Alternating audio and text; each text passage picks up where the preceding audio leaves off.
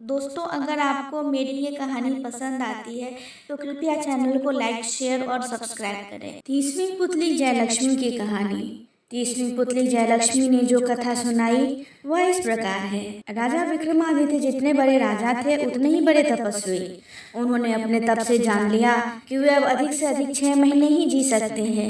अपनी मृत्यु को आसन्न समझकर उन्होंने वन में एक कुटिया बनवा ली तथा राजकाज से बचा हुआ समय साधना में बिताने लगे। एक दिन राजमहल से कुटिया की तरफ आ रहे थे, उनकी नजर एक मृग पर पड़ी। मृग अद्भुत था और ऐसा मृग विक्रम ने कभी नहीं देखा था।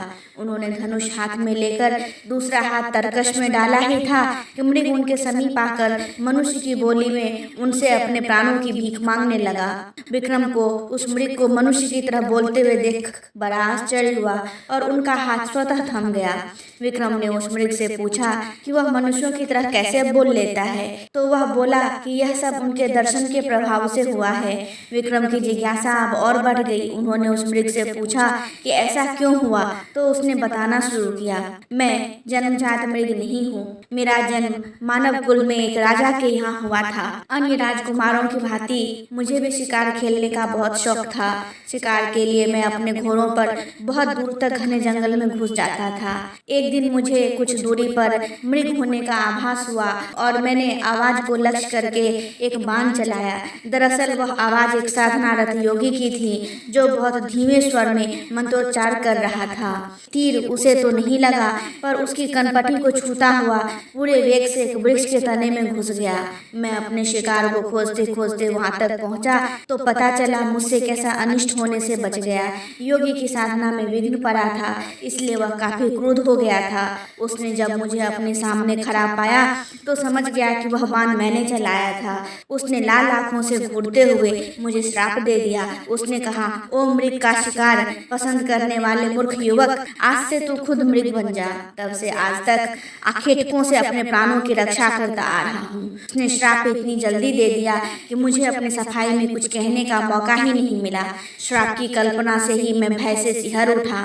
मैं योगी के पैरों पर गिर पड़ा, उसे श्राप मुक्त करने की प्रार्थना करने लगा। मैंने रो रो कर कहा कि उसकी साधना में विघ्न उत्पन्न करने का मेरा कोई इरादा नहीं था और यह सब अनजाने में मुझसे हो गया। मेरी आंखों में पश्चाताप के आंसू देखकर उस योगी को दया आ गई। उसने मुझसे कहा कि श्राप वापस तो नहीं लिया जा सकता, लेकिन वह उस श्राप के प्रभाव को सीमित जरूर कर सकता है। मैंने कहा कि जितना अधिक संभव है उतना वह श्राप का प्रभाव कम कर दे। तो उसने कहा, तुम मृग बनकर तब तक भटकते रहोगे जब तक एक यशस्वी राजा विक्रमादित्य के दर्शन नहीं हो जाते। विक्रमादित्य के दर्शन से ही तुम मनुष्यों के भांति बोलना शुरू कर दोगे। विक्रम को अब जिज्ञासा हुई कि वह मनुष्यों की भांति बोल तो रहा है मगर मनुष्य में परिवर्तित नहीं हुआ है। उन्होंने उनसे पूछा, तुम्हें मृग रूप से कब मुक्ति मिलेगी, कब तक तुम अपने वास्तविक रूप को प्राप्त करोगे? वह श्रापित राजकुमार बोला, इससे भी मुझे मुक्ति बहुत शीघ्र मिल जाएगी। उस योगी के कथानुसार मैं अगर आपको साथ लेकर उसके पास जाऊं तो मेरा वास्तविक रूप मुझे तुरंत वापस मिल जाएगा। विक्रम खुश थे कि उनके हाथ से शापग्रस्त राजकुमार की हत्या नहीं हुई, अन्यथा उन्हें निरपराध मनुष्य की हत्या का पाप लग जाता और वे ग्लानि तथा पश्चाताप की आग में जल रहे होते। उन्होंने मृग रूपी राजकुमार से पूछा, क्या तुम्हें उस योगी के निवास के बारे में कुछ पता है? क्या तुम मुझे उसके पास लेकर चल सकते हो? उस राजकुमार ने कहा, हाँ, मैं आपको उसकी कुटिया तक अभी लिए चल सकता हूँ। संयोग से वह योगी अभी भी इसी जंगल में थोड़ी दूर पर साधना कर रहे हैं। वह मृग आगे आगे चला और विक्रम उसका अनुसरण करते करते चलते रहे। थोड़ी दूर चलने के पश्चात उन्हें एक वृक्ष पर उल्टा होकर साधना करता एक योगी देखा। उनकी समझ में आ गया कि राजकुमार इसी योगी की बात कर रहा था। वे जब समीप आए तो वह योगी उन्हें देखते ही वृक्ष से उतरकर सीधा खड़ा हो गया। उसने विक्रम का अभिवादन किया तथा दर्शन के लिए उन्हें नतमस्तक होकर धन्यवाद किया। विक्रम समझ गए कि वह योगी उनकी ही प्रतीक्षा कर रहा था, लेकिन उन्हें जिज्ञासा हुई कि वह उनकी प्रतीक्षा क्यों कर रहा था। पूछने पर उसने बताया कि सपने में एक दिन इंद्रदेव ने उन्हें दर्शन देकर कहा था कि महाराजा विक्रमादित्य ने अपने कर्मों से देवताओं सा स्थान प्राप्त कर लिया है तथा उनके दर्शन प्राप्त करने वाले को इंद्रदेव या अन्य देवताओं के दर्शन का फल प्राप्त होता है। अतः मैं इतनी कठिन साधना सिर्फ आपके दर्शन का लाभ पाने के लिए कर रहा हूँ। उस योगी ने कहा। विक्रम ने पूछा कि अब तो उसने उनके दर्शन प्राप्त कर लिए, क्या उनसे वह कुछ और चाहता है? उस योगी ने उनके गले में पड़ी इंद्रदेव की मूंगे वाली माला मांग ली। राजा ने खुशी खुशी वह माला उसे दे दी। योगी ने उनका आभार प्रकट किया। श्रापित राजकुमार फिर से मानव बन जाए। उसने पहले विक्रम के फिर उस योगी के पांव छुए। राजकुमार को लेकर विक्रम अपने महल आए।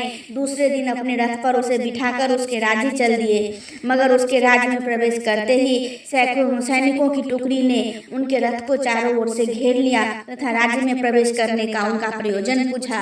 राजकुमार ने अपना परिचय दिया और रास्ता छोड़ने को कहा। उसने जानना चाहा कि उसका रथ रोकने की सैनिकों ने हिम्मत कैसे की। सैनिकों ने उसे बताया कि उसके माता पिता को बंदी बनाकर कारागार में डाल दिया गया है और अब इस राज्य पर किसी और का अधिकार हो चुका है।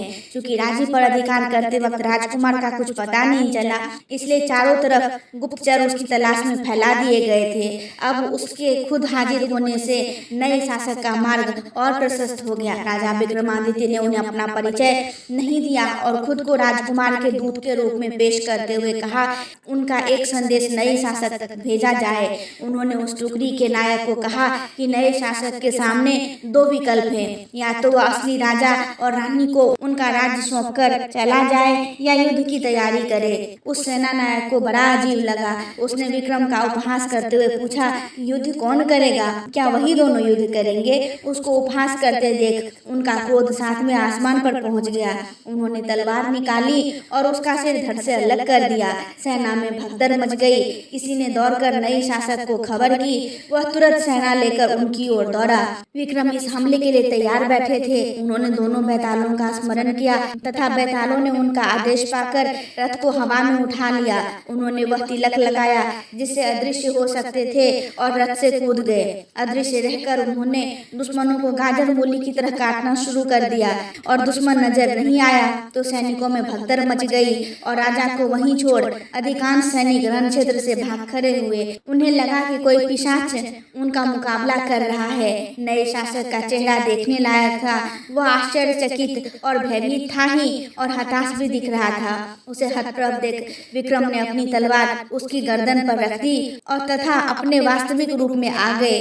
उन्होंने उस शासक से अपना परिचय देते हुए कहा कि या तो वह इसी क्षण यह राज्य छोड़कर भाग जाए या प्राण दंड के लिए तैयार रहे। वह शासक विक्रमादित्य की शक्ति से परिचित था तथा उनका शौर्य आंखों से देख चुका था, अतः वह उसी क्षण उस राज्य से भाग गया।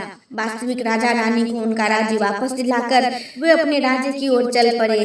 रास्ते में एक जंगल पड़ा। उस जंगल में एक मृग उनके पास आया तथा एक सिंह से अपने को बचाने को बोला, मगर महाराजा विक्रमादित्य ने उसकी मदद नहीं की। वे भगवान के बनाए नियम के विरुद्ध नहीं जा सकते थे। सिंह भूखा था और मृग आदि जानवर ही उसकी क्षुधा शांत कर सकते थे। यह सोचते हुए उन्होंने सिंह को मृग का शिकार करने दिया।